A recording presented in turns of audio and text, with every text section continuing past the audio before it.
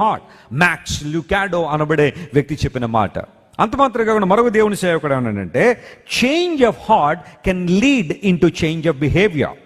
నీ హృదయం మారితే నీ అలవాట్లు కూడా మారతాయి. స్తోత్రం చెప్పండి, హల్లెలూయా.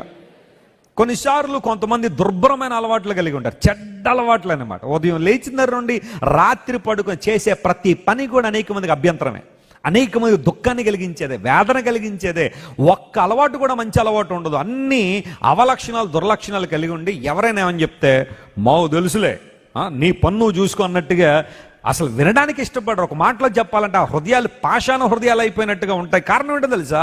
హృదయంలో మార్పు రావట్లేదు. అందును బట్టి అలవాట్లన్నీ చెడిపోయి ఉన్నాయి, భయంకరంగా ఉన్న అలవాట్లన్నీ కూడా.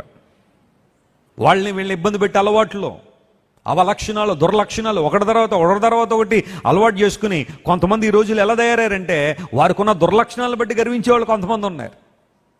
మనొక ఆయన అన్నాడు, నేను 10 పెట్లు తాగుతున్నాడు సిగరెట్లు అన్నాడు. పెట్టులోకి వెళ్ళిపోతున్నాను త్వరగా. 10 పెట్లు తాగుతున్నాడు. అది ఏమన్నా గొప్ప విషయమా? నువ్వేమన్నా నోబెల్ ప్రైజ్ సాధించావా?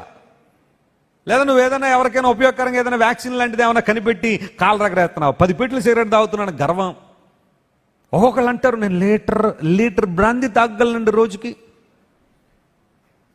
అయిపోద్ది పరిస్థితి అంతా. లీటర్ బ్రాందీ తాగుతున్నా అని చెప్పి గర్వంగా చెప్తున్నాం, కానీ రేపు పొద్దున హాస్పిటల్కి వెళ్ళిన తర్వాత రోజుకి లీటర్లు తెస్తా ఉంటారు. ఏంటి బ్లడ్, ఆ టెస్టులకి ఏ టెస్టులకి అని చెప్పి. చాలామంది తాము అతిశయపడాల్సిన, వారు సిగ్గుపడాల్సిన విషయాల్లో అతిశయపడాలి. చాలా మంది హృదయం మారలేదు. మోసం ఇంకా చేస్తూనే ఉన్నావు, అక్రమంగా జీవిస్తూనే ఉన్నావు.